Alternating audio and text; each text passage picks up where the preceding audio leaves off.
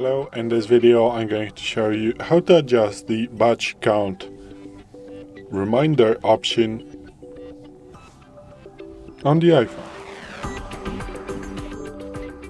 So today in front of me is the iPhone 12 with the iOS 17.5.1, but it really doesn't matter which iPhone you have or which version of the iOS you have, it is all going to work the same on every iPhone. So what you want to do is to open settings, then you want to swipe down and tap on reminders.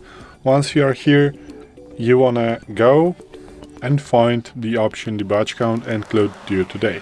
So with the batch count, if you turn on the option include due today, it will to the batch count include both overdue and due today items in the batch count.